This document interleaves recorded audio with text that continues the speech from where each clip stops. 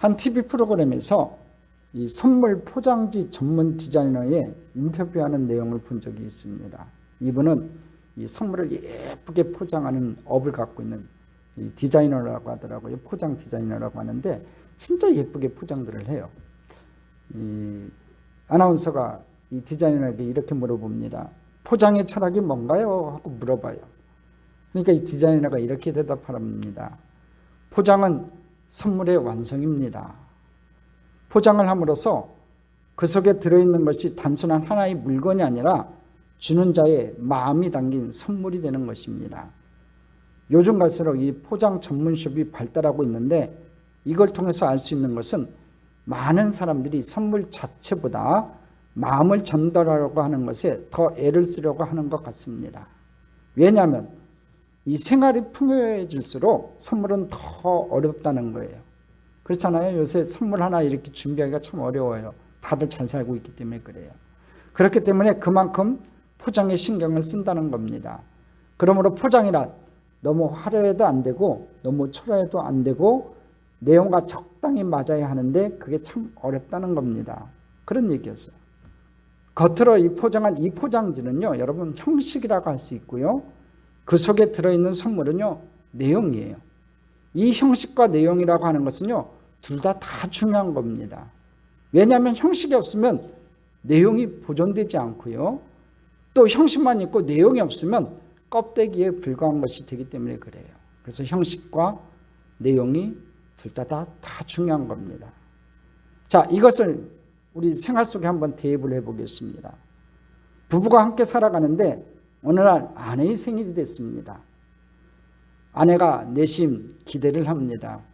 오늘 생일인데 남편이 뭔가 선물을 하나 사오겠지 하고 생각을 해요. 근데 이 남편이 그냥 들어오네요. 그래서 한마디 합니다. 여보, 오늘 내 생일인데 뭐 꽃이라도 장미 한 송이라도 사와야 되는 거 아니야? 그러자 남편이 이렇게 얘기합니다. 아니, 내가 당신 사랑하는 줄 몰라? 응? 세상스럽게 무슨 꽃이야? 애도 아니면서 이렇게 말을 해요. 여러분, 이 남편의 말이 맞아요? 틀려요? 응? 맞지? 남편이 볼 때는. 응? 그러나 오늘은 특별한 날이거든요. 응? 아내의 생일이란 말입니다. 사랑하는 아내를 향한 이 관심과 사랑을 표현하는 구체적인 형식이 필요한 거예요. 근데 구체적인 형식이 없었던 거지요. 그러므로 모든 사랑의 말도 사랑으로 들려지지 않는 거예요. 왜? 형식이 없기 때문에 내용이 보존되지 못한다는 겁니다. 여러분, 많은 부모님들이 자식을 사랑한다고 하는데 자녀는 사랑받았다고 생각하지 않아요. 왜 그럴까요, 여러분? 이 사랑의 형식과 내용의 그 사이에 갭이 있는 거예요. 아이를 사랑하는 방법이요, 아이 나이에 따라서 다 달라져야 되는 거거든요. 아기일 때는 갓난아기일 때는요, 안아주고 뽀뽀해주고 비벼주고 접촉해주면요, 이 접촉을 통해서 부모의 사랑을 아이들은 충분히 느껴요. 근데 이 아이가 커서 사춘기가 되면요, 어릴 때 하던 방식으로 하면요, 주책이 돼요. 우리 딸들이 커가니까 나는 어렸을 때 맨날 뽀뽀하고 이렇게 안아주고 막 비비고 그랬던 습관이 붙어가지고 우리 애들 한번 이렇게 안아주려고 하면요, 애들이 경기를 해요. 뽀뽀 그러면 그냥 넘어가려고 그래요. 주책이라는 거지요. 제가 생각해도 지금 생각해보면 주책인 것 같아요. 근데 아버지 마음, 부모 마음은 항상 어린아이 같거든요. 윤서와 상준이 같아요. 항상 그 어린아이 같이 생각한단 말이에요. 아무리 아들이 딸이 장성해도 갓난애기라고요, 부모 마음은. 근데 아이가 커가면 커갈수록 거기에 맞는 내용과 형식이 따라가야 된다는 거지요. 아이들이 크면요, 그때는요, 마음을 열고 아이 얘기를 판단하지 말고 들어줘야 돼요. 친구처럼. 이제 그 아이가 더 자라서 성인이 되고 가정을 이루면요, 이제는 인생의 동반자로 여러분 여겨줘야 된다는 겁니다. 자녀가 변했기 때문에 사랑의 형식도 바뀌어야 된다는 거예요. 내 사랑은 변함없어요. 그러나 자녀가 변하기 때문에 사랑의 형식도 변해가야만 보존되는 겁니다. 다시 말하면 내용은 본질이고요, 그것에 맞는 그 내용을 올바르게 표현할 수 있는 형식이 함께 가야만 한다는 거예요. 내용과 형식이 함께 같이 가야 된다는 거지요. 이 형식과 내용을 잘 기억하고 오늘 본문이 주시는 말씀을 살펴보도록 하겠습니다. 첫 번째, 우리가 이 본문을 통해서 우리가 알아야 될 게 뭐냐면요, 종말을 기다리는 자세예요. 여러분, 종말을 기다리는 자세가 어떤 자세여야 되냐면요, 기쁘게 주님 만날 날을 기다려야 돼요. 주님 만날 날을 기다려야 되는데 어떤 마음으로 기다려야 되냐면 기쁜 마음으로 우리가 주님 만날 날을 기다려야 된다는 겁니다. 우리는 지난주에 여러분 충성되고 지혜 있는 종이 누구냐 하는 그 말씀을 살펴봤어요. 여러분, 충성이라는 게 뭐예요? 하나님이 나의 주인이다, 나의 왕이다, 나는 그분의 종이다. 하나님이 나의 왕 되시고 나는 그분의 종이다. 그게 정확해야 돼요. 그래야지 충성이 생기는 거예요. 내가 주인이다, 내가 왕이다 그러면요, 절대로 하나님 앞에 충성이 될 수가 없어요. 내 인생의 주인은 나라고 생각하는 그 순간에 하나님께 충성은 있을 수가 없는 거예요. 한번 따라 합시다. 나는 하나님의 종이다. 여러분, 절대로 잊지 마세요. 저와 여러분 하나님의 종이에요. 여러분, 하나님같이 좋은 왕이 계시다는 것은 나에게 축복이고, 그러므로 나는 언제나 그분의 뜻을 묻고 그 뜻에 순종해야 된다고 하는 이 생각이 분명한 것이 여러분 충성이에요. 그럼 지혜가 뭐라고 했어요? 그 왕이, 그 주인이 곧 오신다고 했으니까 그분의 오심을 믿고 그 주인의 말을 믿고 영접할 준비를 잘하는 것, 이게 지혜라고 저번 주에 말씀을 드렸어요. 그래서 충성되고 지혜 있는 종은요, 시간과 기회를 낭비하지 않아요. 주인이 나에게 맡겨준 때를 따라 나누어 주는 일에 힘쓴다는 겁니다. 그래서 이 충성되고 지혜 있는 종에게 주인은 모든 것을 맡기겠다고 약속을 해주셨어요. 자, 그럼 오늘 본문은 무슨 내용이냐 하면요, 이 충성되고 지혜 있는 종인지 아닌지를 어떻게 구분할 수 있느냐예요. 그걸 오늘 설명하고 있어요. 그 사람이 충성되고 지혜 있는 종이냐 아니냐를 어떻게 구분할 수 있는가를 오늘 본문은 말씀해 주고 있어요. 왜냐하면 이것을 구분하는 것이 여러분 생각같이 쉬운 일이 아니라는 거예요. 내가 볼 때는 나는 충성스럽고 지혜로운 종인 것 같은데 하나님이 볼 때는 그렇지 않을 수도 있다는 거예요. 그럼 어떻게 구별하냐는 겁니까? 응? 여러분, 어떻게 구별할 수 있냐는 거예요. 더 나아가서 나 자신이 어떤 종인지를 스스로 구별하고 속지 않아야 한다는 거예요. 자기는 충성스럽고 지혜로운 종이라고 생각했는데 하나님이 그렇지 않다고 하면은 속고 있는 거잖아요. 그러니까 어떻게 구별하고, 더 나아가서 나 자신이 어떤 종인지를 스스로 구별하고 속지 않아야 된다는 거지요. 빨리 깨달아야 된다는 거예요. 이거 설명하기 위해서 오늘 본문에는요, 열처녀 비유가 등장하고 있어요. 오늘 본문에서는 종말, 예수님이 오시는 그 종말을요, 결혼식에 비유해서 설명을 하고 있어요. 그럼 또 하나의 질문이 생겨요. 왜 결혼식에 비유를 했을까? 그런 질문을 해볼 수 있어요. 여러분, 종말이란 단어를 들으면요, 여러분 기분이 어때요? 유쾌해요? 아니죠. 이 종말이라는 단어가 사실은 우울하고 두려운 단어예요. 왜냐하면 우주적 종말이란 세상의 끝을 의미하고 개인적 종말이란 나의 죽음을 의미하는데, 종말이란 말이 뭐 그렇게 밝은 단어겠어요. 힘들고 어려운 단어예요. 그래서 사람들은 종말이 오는 것을 별로 좋아하지 않아요. 그러니까 종말론적 설교를 하면요, 성도들도 별로 좋아하지 않아요. 먼 미래의 일이라고 생각해요. 그리고 종말을 기다린다고 해도요, 두려운 마음으로 기다리는 사람들이 대부분이에요. 그렇잖아요, 여러분? 자, 그럼 반대로 제가 한번 물어보겠습니다. 인생에서 제일 기쁜 날은 언제예요? 제 질문 잘 들으셔야 돼요. 인생에서 제일 기쁜 날은 언제예요? 세상에서 가장 행복한 잔치는 뭐예요? 저는 힌트를 드린 다음 질문을 해요. 인생에서 가장 행복한 잔치는 뭐예요, 여러분? 결혼식이에요. 결혼식. 오늘 본문 내용이 결혼식 얘기잖아요. 결혼식이에요. 맞죠? 아니라고 생각하면 회개해야 돼요. 옛날에 있었던 결혼식 날이 나에게 인생에서 최고의 지옥의 날이었다? 후회하는 날이었다? 생각한다면 여러분 회개하세요. 예를 들어 볼게요. 결혼을 앞둔 예비 신부가 있어요. 새색시가 있는데 여러분, 결혼 날짜가 다가갈수록 가슴이 막 설레요. 물론 친정을 떠날 생각을 하니까 좀 그래요. 마음이 좀 아프지요. 내가 여기서 행복하게 살았고 부모님 사랑을 많이 받은 이 집을 떠난다니 마음이 아파요. 그러나 내가 제일 사랑하는 그 사람과 함께 행복한 가정을 이룰 생각을 하니 이 결혼식이 다가올수록요, 한쪽으로는 마음이 아프지만 한쪽으로는요, 더 큰 행복이 이 새색 씨의 마음을 감싸고 있어요. 이게 정상인 거예요. 그런데 결혼식이 다가올수록 아유, 난 결혼식이 무서워, 안 했으면 정말 좋겠어. 이건 비정상이에요. 신앙도 마찬가지라는 겁니다. 이 세상 너무 싫어, 빨리 죽고 싶어. 이거 정상이 아니에요, 여러분. 또한 세상 떠날 생각하니까 너무 무서워, 주님 만날 생각하니까 나는 끔찍해. 이것도 정상 아니에요, 여러분. 뭐가 정상이냐면요, 세상은 살만하고 아름답고 가치 있는 것이다. 그렇죠, 여러분? 그리고 주님이 오시는 날은 더 좋은 날이다. 아멘. 그렇게 생각하세요?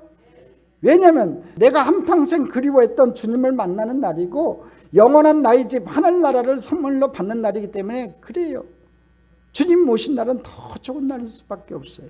그러니까 생명이 있을 동안에 열심히 최선을 다해 인생을 기쁘게 사시다가 주님이 오라가시면 아멘 할렐루야 하고 기쁘게 주님 앞에 나아가야 된다는 거지요. 맞죠, 여러분?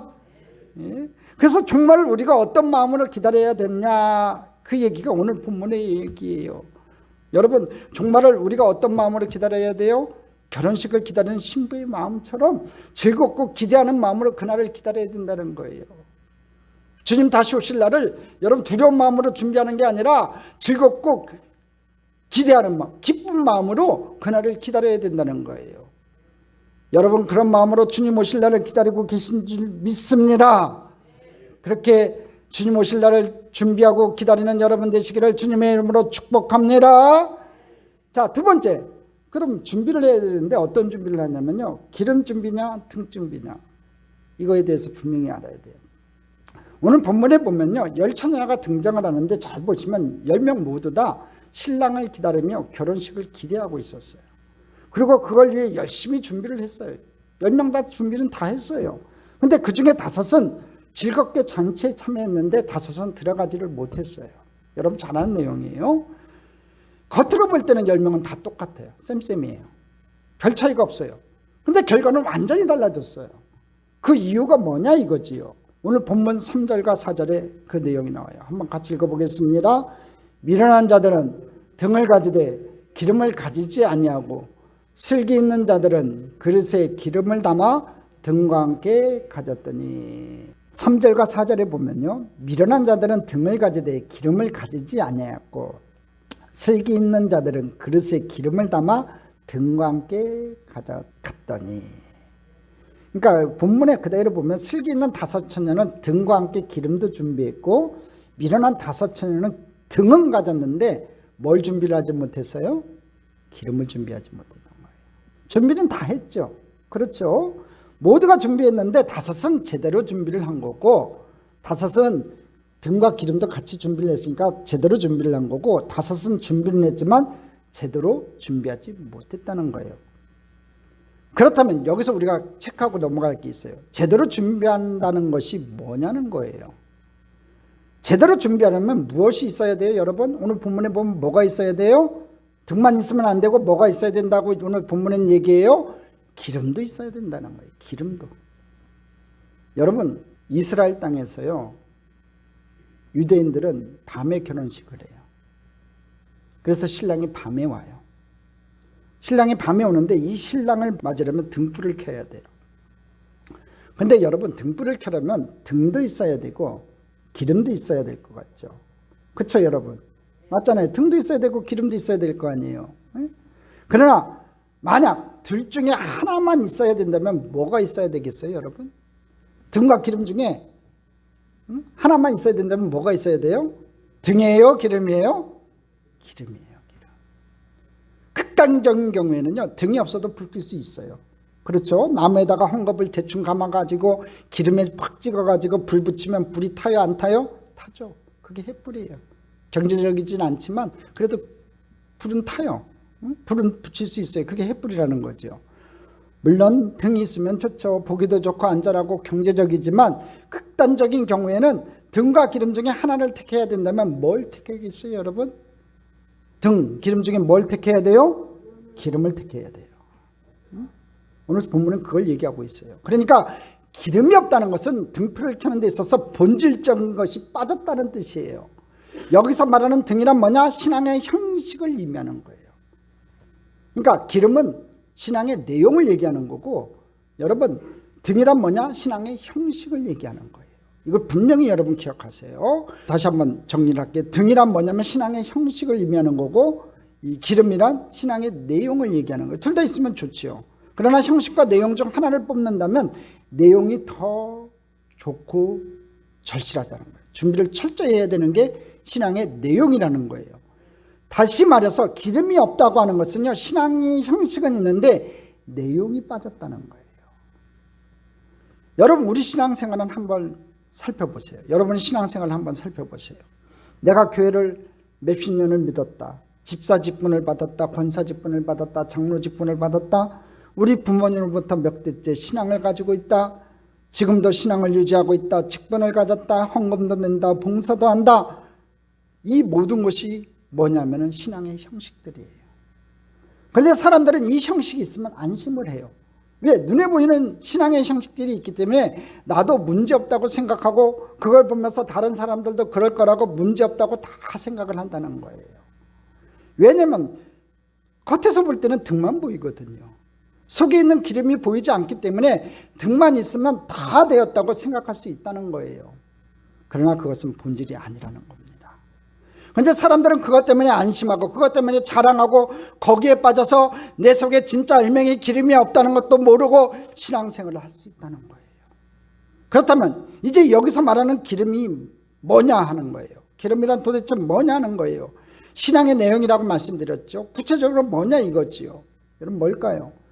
전통적으로 성령님, 성령을 의미하는 것으로 해석할 수 있어요. 성령의 불, 성령의 기름, 이런 말 성경에 많이 나오거든요. 그래서 성령이라고 해석하는 경우도 있고요. 많고요. 또 다른 해석으로는요, 믿음이에요. 우리의 믿음이 신앙생활의 핵심이기 때문에 믿음이라고 해석을 하기도 해요. 그런데 이 양자, 이 성령과 믿음이요, 분리된 게 아니에요.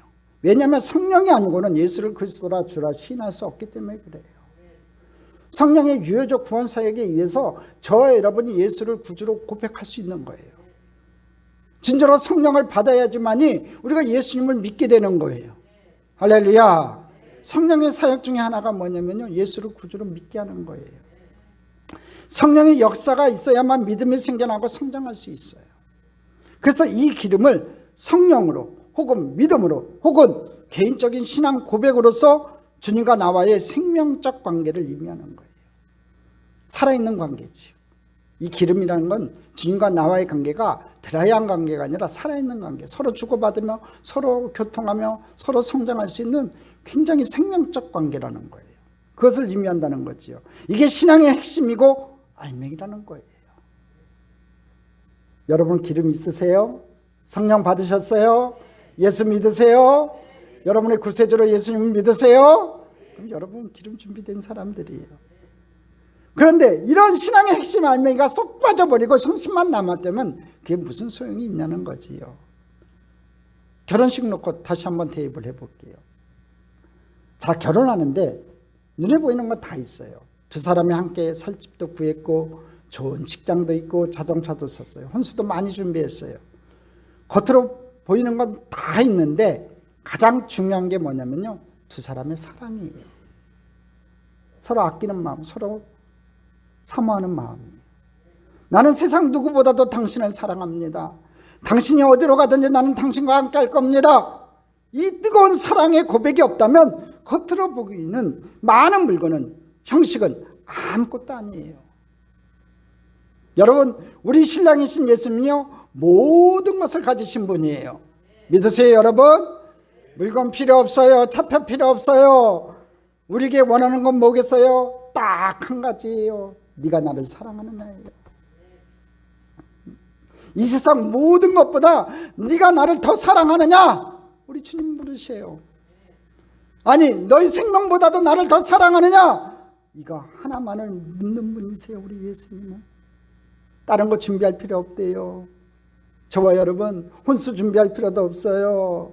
저와 여러분 예수님의 신부인데 다른 거 준비할 필요 없어요. 여러분 주님 사랑하는 귀한 성도님들 됐으면 좋겠습니다. 진정으로 주님만을 사랑하는 저와 여러분 됐으면 좋겠습니다. 그렇게 물어볼 자격이 있어요. 왜냐하면 예수님은 자신이 그랬거든요. 우리를 위해 십자가에 죽으셨어요. 내가 너를 사랑하기 때문에, 저와 여러분을 너무나 사랑하기 때문에 주님께서 십자가에 달려 돌아가셨다는 거지요.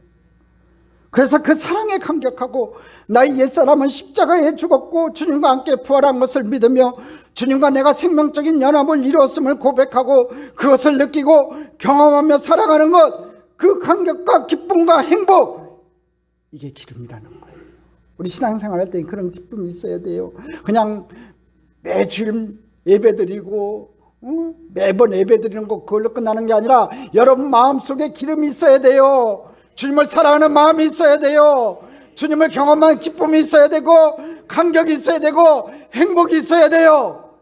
이런 기름이 넘쳐나는 저와 여러분 되기를 주님의 이름으로 축복합니다. 다시 한번 말씀드릴게요. 신랑을 향한 신부의 그 뜨거운 마음, 그게 뭐라고요? 그게 기름이라고요. 여러분 주님 사랑하세요? 예수님 사랑하세요? 뜨겁게 사랑하세요? 그게 기름이라는 거예요. 이것 없으면 안 되는 거예요, 여러분. 세 번째, 기름을 준비한 이 슬기로운 다섯 처녀를 살펴봅니다. 오늘 본문에 보면요, 기름이 없는 것을 확인한 이 다섯 처녀가 어떻게 했느냐. 우리 8절로 9절 말씀 한번 읽어보겠습니다. 미련한 자들이 슬기 있는 자들에게 이르되 우리 등불이 꺼져가니 너희 기름을 좀 나눠달라 하거늘 슬기 있는 자들이 대답하여 이르되 우리와 너희가 쓰기에 다 부족할까 하노니 차라리 파는 자들에게 가서 너희 쓸 것을 사라 하니. 너무 급해서 신랑이 곧 오는데 불을 켤 수 없기 때문에 너무 급해서 기름 좀 나눠달라고 했어요. 그랬더니 뭐라고 그래요? 거절해요. 저는 옛날에 이 본문을 보면서 참 슬기로운 이 다섯 처녀도 좀 나눠주지 뭐가 그렇게 인색한가 그랬어요. 근데 여러분 그렇게 생각하면 안 돼요. 왜 그런 줄 아세요? 기름은요 결코 다른 사람의 것을 갖다 쓸 수 없는 거예요. 사고 팔 수 없는 거예요. 주님과 나와의 사랑의 고백이기 때문에 다른 사람의 것으로 대체할 수 없는 거라는 거예요. 여러분, 예수님과 나와의 관계를 어떤 사람이 대신해 줄 수 있어요? 나를 아무리 사랑하는 부모님이라 할지라도 나와 예수님과의 관계에 개입할 수 없어요. 어느 정도까지 형식을 도와줄 뿐이지요. 너 예수 믿어라, 교회 가자, 우리 같이 기도하자, 가정 예배 드리자, 이런 형식은 도와줄 수 있을지 몰라도 그 마음속에 기름을 넣어줄 수는 없어요. 아무리 사랑하는 배우자라 해도요, 예수님과의 관계를 내가 대신할 수 있겠냐 이거지요. 없어요. 믿음은 1대1이에요. 이런 의미에서 신앙은 철저히 개인적이에요. 그래서 미국의 무딘 목사님, 그 유명한 무딘 목사님이 유명한 말을 한 적이 있어요. 뭐라고 했냐면요, 하나님께는 손자가 없대요. 하나님께는 손자가 없대요. 여러분, 하나님께 손자가 없다는 이 말이 무슨 뜻이겠어요? 아무도 주님과 나 사이의 신앙을 대신해 줄 수 없다는 거예요. 신앙은 반드시 나 자신의 것이라는 거예요. 그런데 미련한 자녀들은요, 이 기름을 남의 것을 가져다 쓸 수 있는 것으로 착각을 했다는 거예요. 혹시 이 미련한 다섯 처녀처럼 여러분도 그렇게 생각했다면 오늘 생각을 바꾸세요. 이 기름은요, 하나님을 향한 내 사랑이기 때문에 절대 남의 것 갖다 쓸 수 없어요. 이 기름이라고 하는 것은요, 남이 줄 수 없어요. 그럼 누가 준비해야 돼요? 누가? 내 자신 준비해야 되는 거예요. 여러분이 준비해야 돼요. 엄마가 아빠가 준비해 줄 수도 없고요, 자식이 도와줄 수도 없어요. 이 기름 준비는 내가 해야 돼요. 그럼 어떻게 준비해야 되나? 10절 11절 같이 한번 읽어보겠습니다. 그들이 살아간 사이에 신랑이 오므로 준비하였던 자들은 함께 혼인잔치에 들어가고 문은 닫힌지라 그의 남은 처녀들이 와서 이르되 주여 주여 우리에게 열어주소서 그랬어요. 아유, 안타깝지요. 기름을 사왔는데 늦게 신앙을 갖고 늦게 주의 사랑을 하긴 했는데 문이 닫혀진 거예요. 기름을 구하러 나갔다 왔는데 그 사이에 문이 꽝 하고 닫혀버렸어요. 그래서 주여 문을 열어달라고 했더니 뭐라고 해요? 나는 너 모르거든. 이런 소리가 들려와요. 12절이에요. 같이 한번 읽어보겠습니다. 대답하여 이르되 진실로 너희에게 이르노니 내가 너희를 알지 못하노라 하였느니라. 아, 무슨 소리예요? 나는 예수님 아는데 예수님이 나를 모른다고 하니 무슨 얘기예요? 근데 우리 주님은 분명히 얘기해요. 내가 너희를 알지 못하노라. 교회 다니는 사람들 다 예수님 알지요. 근데 진정한 기름 준비되지 않은 사람들은요, 마지막 날에 주님이 다시 오실 그날에 내가 너희를 알지 못한다고 얘기하세요. 여러분, 이런 일이 일어난다는 거지요. 오늘 성경은 그걸 우리에게 분명히 보여주고 있어요. 그래서 저와 여러분이 기름 준비해야 돼요. 내 기름 준비해야 돼요. 주님의 사랑을 준비해야 돼요. 물론 예수님 모든 사람을 다 창조했는데 모르실 리가 없지요. 사람 이름도 다 알고 다 알겠지만 나를 당신의 신부로 모른다는 거예요. 그래서 여기서 우리가 예수님을 안다는 뜻이 뭔지를 정확하게 알아야 돼요. 많은 분들이 예수님에 관해서, 예수님에 대해서, 예수님에 관한 정보를 많이 알고 있으면 예수님을 안다고 생각해요. 아니에요, 여러분. 교회를 한평생 다녔어도요, 실제로는 예수님 모르는 사람들 많아요. 왜? 개별적으로 주님을 만나지 못했고 십자가를 개별적으로 통과하지 못했거든요. 그래서 겉으로는 아는데 실제로는 예수님을 모르는 사람들이 교회 안에 많다는 거예요. 그래도 그렇지, 그거 너무 심한 말 아닙니까? 이렇게 얘기할 수도 있어요. 그래도 아니에요. 심한 말 아니에요. 한번 예를 들어볼게요. 예수님 당시에 가장 경건하고 가장 신앙의 형식이 추철했던 사람들이 여러분 누구예요? 여러분, 예수님 당시에 성경을 제일 잘 알았던 사람들은요, 서기관이에요. 맞죠? 서기관들은요, 성경 박사들이에요. 그러니까 성경을 제일 잘 알았던 사람들은 서기관들이에요. 그리고 율법을 가장 철저히 지키고 형식에 있어서 흠잡을 데 없는 사람들은 바리새인들이었어요. 그리고 예배를 제일 많이 드렸던 사람들은 누구였냐면 사두개인들이었어요. 그들은 예수님 알았나요? 여러분 알았어요? 서기관과 바리새인들, 사두개인들이 예수님 알았어요? 진정한 예수님이 어떤 분인 줄 알았어요? 구세주인 줄 알았냐고요? 몰랐어요. 겉으로는 잘 알았지. 그런데 실제로는 예수님 알았어요? 몰랐어요? 몰랐다는 거예요. 그래서 예수님 거부하고 십자가에 못 박아 죽인 거예요. 성경 지식이 없나요? 신앙의 형식이 없나요? 충분하고도 넘쳐났죠. 이스라엘 백성들의 지도자급들인데. 그리고 그들도 하나님 나라를 가르쳤어요. 그리고 자기들도 들어갈 수 있다고 생각했어요. 그런데 예수님은 나는 너희들을 모른다고 그랬어요. 이 얼마나 민망한 일이에요, 여러분. 마지막 날에 예수님도 모른다 그러는 거예요. 형식만 갖고 내용이 없는 사람들은 마지막 날에 예수님께 나 너 모른다 그런다는 거지요. 시골 작은 교회를 섬기는 권사님이요, 서울의 목사님을 찾아오셨어요. 자기가 사는 것은 깊은 산골인데 교회가 너무 작아서 자기 교회는 목사님이 안 계신데 신학생 전도사님이 주일날 와서 설교하고 바로 올라간다는 거예요. 자기는 거기서 태어났고 자랐고 젊을 때는 그 교회에서 교사도 했고 여러 가지 봉사도 했대요. 나이 들어서는 나이 드신 연세 많으신 교인들에게 성경을 가르치며 지내고 있다고 합니다. 목사님이 그 말을 듣고 뭘 좀 도와드릴 일이 있을까 싶어 권사님, 그럼 교회에서 제일 힘드신 게 뭐예요? 하고 질문했대요. 목사님 도와드리고 싶어갖고 시골교회 어렵다고 하니까 담임 목사님도 없는 그런 교회를 섬기고 있다니까 도와주고 싶어서 권사님 필요한 게 뭐예요? 하고 물어봤대요. 그랬더니 그 권사님의 말이 충격적이었습니다. 나이가 들어서 앞으로 얼마 못 살 텐데 아직도 믿음이 없는 분들을 보면 마음이 너무 아프대요. 한평생 교회를 다녔는데도 죽으면 천국에 간다는 확신이 없는 그 노인들을 보면 너무 답답하다는 거예요. 아주 서글프다는 거예요. 그런지 죽음을 잘 준비할 수 있도록 죽기 전에 올바른 신앙 고백하고 예수님 만날 수 있는 준비할 수 있도록 성인용 죽음 교재를 꼭 만들어 주기를 바란다는 거예요. 그걸 부탁하러 왔다는 거지요. 자기 옆에 있는 다른 노인들을 보니까 착해요, 성실해요, 교회 출석도 잘해요. 겉으로 볼 때는 신앙의 형식은 흠잡을 데가 없거든요.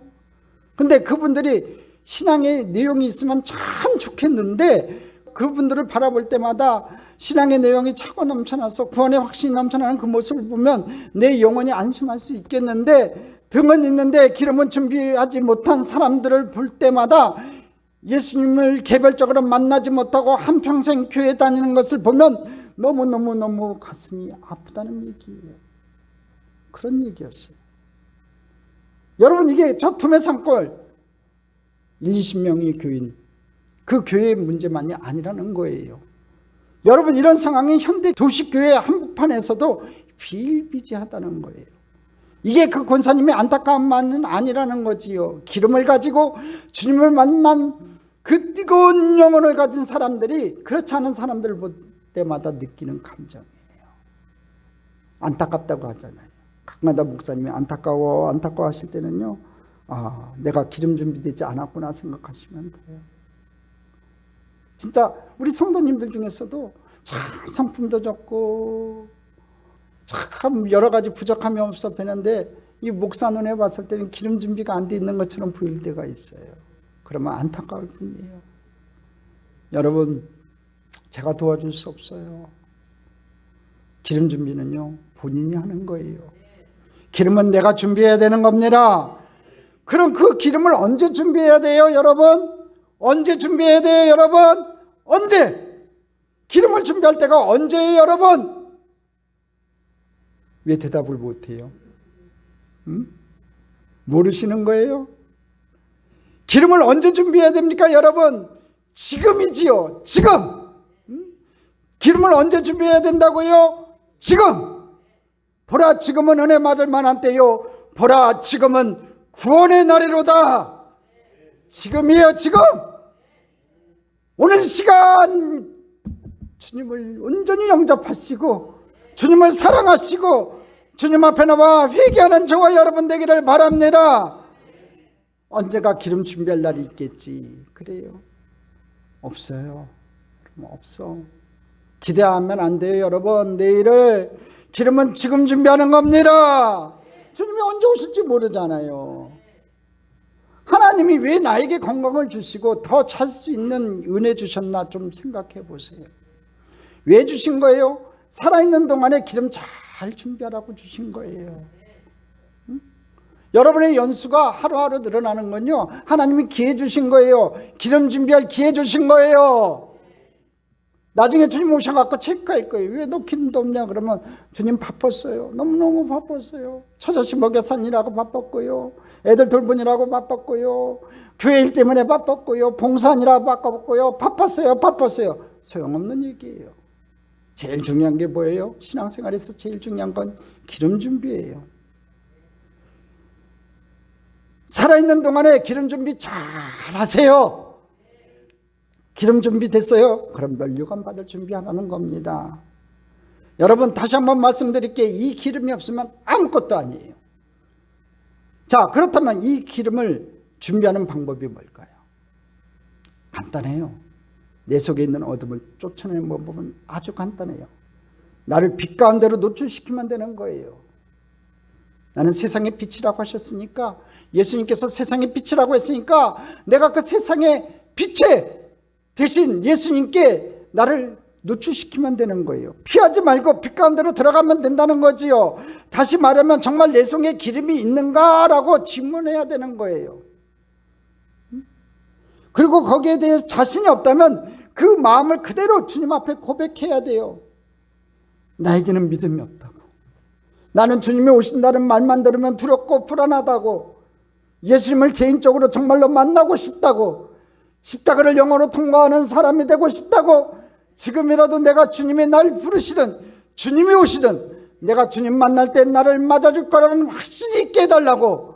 그래서 죽음이 두렵지 않은 삶을 살게 해달라고 정직하고 철저하게 기도해야 돼요. 우리가 할 건 그것밖에 없어요. 나머지는 주님께서 이끌어 가실 줄 믿습니다. 근데 문제가 뭐냐면요, 내가 기름이 없는 줄도 모른다는 거지요. 있는지 없는지도 모르고 산다는 거지요. 그리고 그냥 형식에 취해서 안전하다 생각하며 다 된 줄로 믿고 알고 있으면 여러분 절대로 안 돼요. 본인이 정확하게 체크해 보세요. 내가 기름이 있는지 없는지, 내가 주님을 진정으로 사랑하는지 안 사랑하는지, 내가 형식적인 신앙인지 진정으로 하나님을 온전히 믿고 있는 믿음의 사람인지 한번 체크해 보시고, 오늘 여러분이 어둠 가운데 있었다면 생명의 빛 대신 우리 주님 앞에 나를 그대로 드러내시고 그 어둠을 물리치는 축복의 백성들 다 되시기를 주님의 이름으로 축복합니다. 우리 모두 다 기름을 준비해야 돼요. 주님이 언제 오시더라도 상관없는 준비된 성도가 다 돼야 돼요. 마지막 날 주님 오시는 그날에 내가 섬겼던 여러분들 중에서 혹시 낙오자가 생기면 제가 얼마나 가슴 아프겠어요. 공중에 휴가 돼가지고 주님 앞에 섰는데 저는 누구를 체크하겠어요? 우리 참조연계 성도들 체크하지 않겠어요? 사랑했던 임 장로님, 정 장로님, 우리 사모님, 우리 안수 집사님들, 우리 성도님들 한 번 한 번 다 찾아보는데 올라올 줄 알았던 분이 안 보이네. 여러분 그때 제 마음이 어떻겠냐고요. 저는 그래요. 다른 거 바라지 않아요. 여러분 신앙생활 잘했으면 좋겠어요. 여러분 마음 지켰으면 좋겠어요. 세상에 즐거운 거 많지요. 세상의 쾌락, 여러분 세상에서 구할 것 많지요. 그것보다는요, 시대가 급해지고 있는 이 시기에 저와 여러분 지킬 것은요, 무릇 지킬 만한 것보다 내 마음을 지키라 했으니 내 마음 지켜서 이 마음에 예수 그리스도의 사랑을 심어서 그 주님을 늘 사모하며 주님 오실 그날을 기다릴 수 있는 저와 여러분 되기를 간절히 소망합니다.